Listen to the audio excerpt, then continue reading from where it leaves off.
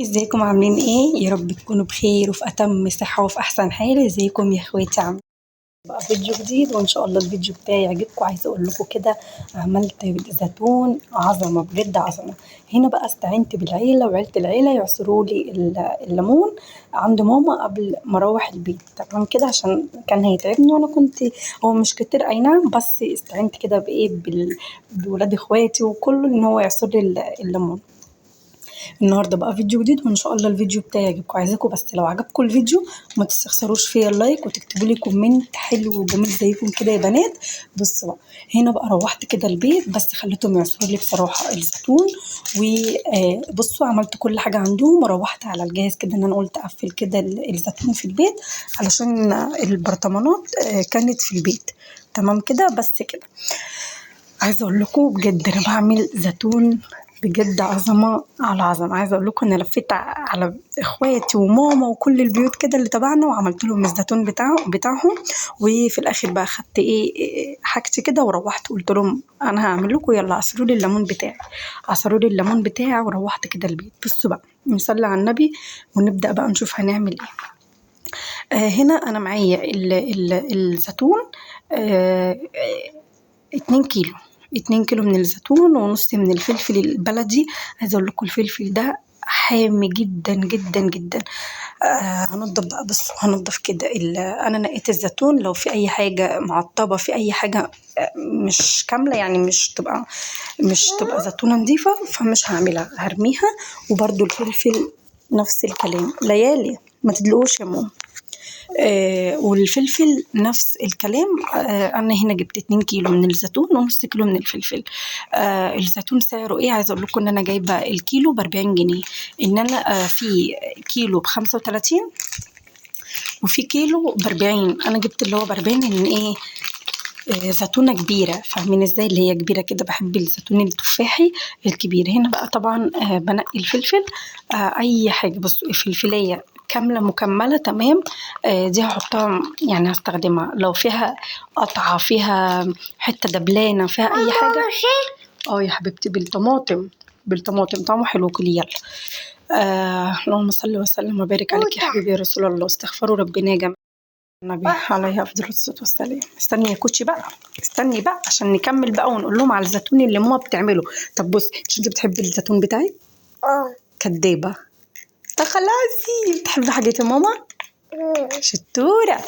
بصوا بقى الفلفل، اي فلفل ماما بوسه اهو. بصوا، لا مش عايزه والله يا ليلى. شايفين الفلفل ده؟ خلاص كده مش هستخدمه، لاني مثلا لقيت واحده ضربه، واحده مفعصه، واحده دبلانه، فانا استني يا لولي. فانا مش هحط، انا هنا نقعت الزيتون، فانا مش هحط اي حاجه. ثواني. طب يا حول الله يا رب، انت كنت نايمه هنا، استني. فالزيتون طبعا نقيته ونقعته زي ما انتم شايفين، والفلفل طبعا مش بتاع الفلفل دوت انا مش هشيله علشان ما يتهرش مني الفلفل. عايزه اقول لكم لما بحطه كده، استني يا كوتي، او ملح، لما بحطه كده فبيفضل يعني مقرمش لاخر البرطمان. هنا بقى تعالوا اقول لكم السر بتاعي بقى، السر اللي يخلي الزيتونه بجد وحياة ربنا لاخر زيتونه مقرمشه ومحتفظه كده بشكلها. طب استني. حطيت بقى حطيت على ال2 كيلو الزيتون، حطيت 5 معالق ملح. 5 معالق ملح، مش هكتر عن كده. لو عايزه تختبريه ان الملح يبقى مظبوط ولا لا، لو عندك بيضه كده في البيت فحطيها في الشفشه زي ما انت شايفه كده. لو قبت على الوش تعرفي ان الملح مظبوط، لو جبت تحت تعرفي ان انت تزودي معلقه ملح تاني. اه اللهم صل وسلم وبارك عليك يا حبيبي يا رسول الله. اللهم صل وسلم وبارك عليك. بصوا بقى هنا نعمل ايه. بصوا بقى، ده السر بتاعي، معلقه من السكر يا جماعه، بجد سحر، والله سحر. السكر بيخلي عموما اي مخللات، خيار، جزر، اي حاجه، حط معلقه السكر، ما تخافوش، مش هتسكر ولا الكلام ده. احنا حاطين معلقه على 2 لتر ميه، فاهمين قصدي ازاي؟ يعني ده لتر وانا هزوده تاني لسه، يعني بزود فيه. هنا بقى ده كيلو ونص ليمون، هو دول اللي طلعوا له منه. من الكيلو ونص ليمون جبت الكيلو ونص ليمون ب15 جنيه، الكيلو ب10. خليت بقى هنا اخواتي زي ما انتوا شفتوا في اول الفيديو، خليتهم يعصروا لي الليمون، وعصروا برضو الليمون بتاع ماما وكده. حطيت بقى انا ايه معلقتين من اسمه ايه، اقول لكم دلوقتي اسمه ايه، حبة البركة، معلقتين من حبة البركة بس كده. وحطيت الليمون وحطيت 5 معالق يعني لتر مية، مية تكون من الفلتر او مية تكون غلياها وبردت تماما. حطيت بقى هنا لتر مية وعليه كوباية من الليمون، وحطيت 5 معالق ملح، 5 معالق ملح، وحطيت معلقة سكر، وحطيت 4 معالق كده الفلفل الأحمر مع التوم وفرماه بخل، فلفل أحمر مع توم وفرماه بخل. وحطيت كده 4 معالق، عايزة أقول لكم بيديله طعم بجد تحفة بجد عن تجربة. يعني أنا استحالة هعمل حاجة ليا تطلع وحشة أو حاجة، فعن تجربة بصراحة، وكل سنة بعمله. فبمشي بقى على المقادير. فلو حد، طبعا في بنات كتير بتتفرج عليا، لو حابة تعمليه بجد بجد خدي الخطوة وما تخافيش بأمانة. يعني أنا بعمل لإخواتي وبعمل لنا وبعمل كميات يعني. بس كده معايا بقى أنا إيه، خدت كرفس من الكرفس بتاع ماما، وجزر من الجزر بتاع ماما اللي انا يعني كنت بعمل لها، واللي بقى انا خدته، وخدت زي ما انتم شايفين كده في اول الفيديو. هنا بقى عملت ايه، حطيت كده شطفت الزيتون، غسلته كويس جدا وصفيته من المية اللي فيه، وحطيت بقى تحت كده في قاع البرطمان، حطيت زيتون حطيت جزر، وحطيت كرفس. تمام كده. حط بقى الفلفل، عايزه اقول لكم الفلفل ده بيبقى تحفه وحامي وبيبقى جميل جدا. اللهم صل وسلم وبارك عليك يا رسول الله. صلوا على النبي، صلوا على النبي يا جماعه. حطيت بقى ايه، بصوا هبدأ ايه، احط بقى جزر وكرفس، وبعد كده احطي زيتون، احط فلفل، بعد كده احطي جزر وكرفس تاني. لو عندك جزر ابشريه شغال تماما. يعني كنا عاملين المكعبات ده نسيوا، وعبال ما انا رحت السوق اجيب الزيتون والحاجه، ورجعت كانوا هما عاملينه اللي هو مخرطينه ده، فاهمين، عاملينه مكعبات كده صغير. بس كده هرص بقى البرطمان. عايزه اقول لكم ان انا كنت جايبه الكميه دي على اساس البرطمان ده بس، فطلعوا برطمانين وفرحت بقى. وايه، بص جبت الناس كلها تفرح معايا. ال2 كيلو عملوا لي برطمانين، وفرحت قلت بقى ايه، يقعدوا بقى معايا السنه، بيقعد معايا لغايه لما بجيب زيتون تاني، يعني السنه الجايه ان شاء الله وعليكم خير. وبيكفيني في رمضان الحمد لله، بيقعد كده معانا في رمضان.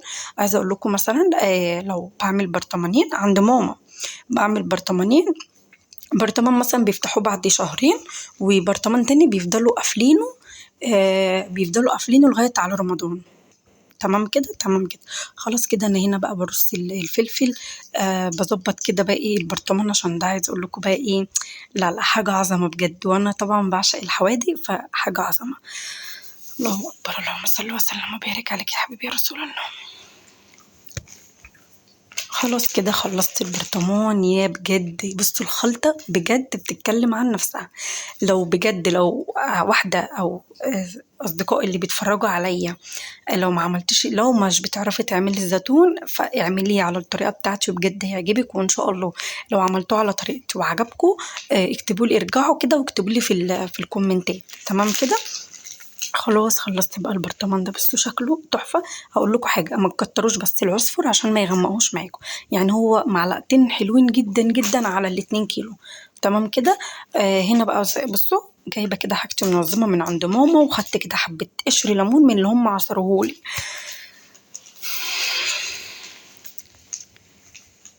بصوا انا بقى مش هحط الخلطة ديت او الليمون وكده. نعم يا لولو، نعم يا لولو.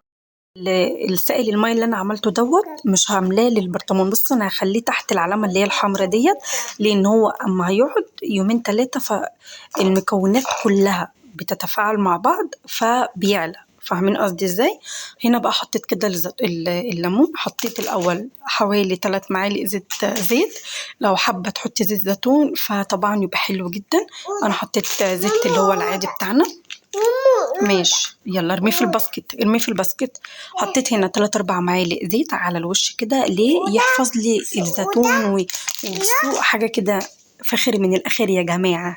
فاخر من الاخر، وزيتوني لا يعلى عليه، مش بشكر في نفسي بس بجد الزيتون بتاعي لا يعلى عليه.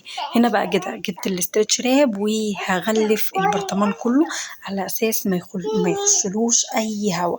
لو عندك كيس بلاستيك شغلي نفسك باي حاجه وما تعطليش نفسك باي حاجه. لو عندك كيس بلاستيك استخدمي الكيس البلاستيك، حطيه مكان ما انا حاطه كده الاسترتش راب، واقفلي عليه بالغطا. خلاص كده بصوا ايه رأيكم بجد، ايه رأيكم بجد كده حاجة عظمة عظمة. هقفل كده بقى البرطمان بتاعي، وهعمل بقى البرطمان التاني علشان بقى زيتون وبقى فلفل وبقى من الخلطة كلها. بصوا شكله حلو جدا، بصوا تحفة تحفة تحفة. هركن بقى ده على جنب وهجيب اخوه اظبطه بقى. يلا بقى اتركن انت على جنب عشان اجيب غيرك. بس بقول لكم حاجه كده، لا لا عظيمه بجد. عايزه اقول لكم انا كنت عاملاه وفرحانه بيه. هنا بقى عبيت البرطمان التاني، هنا بقى زودت حطيت كان عندي ليمون بقى في التلاجة، لان انا حطيت كوبايه الليمون كلها. كان عندي ليمون صحيح يعني فعصرته عليه وحطيت له. زودت بقى هنا، زودت معلقتين ملح وحطيت خلطة من الفلفل اللي أنا عاملاها. الخلطة بتاعت الفلفل عبارة عن إيه؟ عبارة عن فلفل أحمر وثوم وخل فقط لا غير. وحطيت كده، عايزة أقول لكم بصوا الشكل بجد عظمة. هحط بقى إيه الزيت أو مع الوش. حطيت كده الزيت، استني يا كوتي ماشي يلا كلي. حطيت كده 3-4 معالق من الزيت. لو عندك برضو زيت زيتون فطبعا زيت زيتون مع زيتون فيبقى حاجة جامدة يعني. خلاص كده ورصيت. هقفل البرطمان خالص عشان ما يخشلوش اي هوا ويطرى والكلام ده كله. طبعا البرطمانات بتبقى نظيفه ومتعقمه ويعني ومتنشفه او غسلاها ويحطها كده على الفوطه تنزل كل الميه، ما يبقاش فيها ميه خالص. نضفت بقى كده كل اللي حواليا وخلاص كده. ده كان الفيديو بتاعي. عايزاكم لو استفدتوا بأي حاجة من الفيديو بتاعي ما تستخسروش فيا اللايك. ايه يا لولي ثواني لم كل ده يا لولي. فلو استفدتوا مني بأي حاجة في الفيديو يا ريت ما تستخسروش فيا اللايك وتكتبوا لي كومنت جميل زيكم كده بس كده. وعايزاكم تدعوا لي دعوة حلوة من قلبكم الأبيض الصافي ده. تدعوا لي دعوة حلوة ليا بجد، محتاجة الدعوة بتاعتكم، وإن ربنا إن شاء الله يكرمني وعيلتنا تكبر كلنا كده نبقى عيلة كبيرة ونبقى أحلى أخوات مع بعض. خلاص كده ده كده كان الفيديو بتاعي. يلا بقى ما تستخسرش فيا اللايك يا قمر انت وهي. خلاص كده. لا والله عارفين يعني لما حطيتهم كده قلت ياه ده أنا ست بيت قوي، برنسيسة في نفسي والله، برنسيسة في نفسي. خلاص كده خلصت الدنيا. دول 2 كيلو بجد، 2 كيلو، لان البطرمان ده بياخد كيلو وده بياخد كيلو او كيلو ونص، وانا جايبه المقادير 2 كيلو ونص يعني نص فلفل ومع ال2 كيلو زيتون ف2 كيلو ونص فجه على البرطمانين. خلاص كده ده كان الفيديو بتاع النهارده. عايزاكم كده لو عجبكم الفيديو ما تستخسروش فيه اللايك. سلام يا احلى واجمل واغلى اخوات في الدنيا. مع السلامة، أسيبكم في حفظ الله وفي رعاية الله، وانتظروني في فيديو جديد إن شاء الله ويكون عند حسن ظنكم. مع السلامة.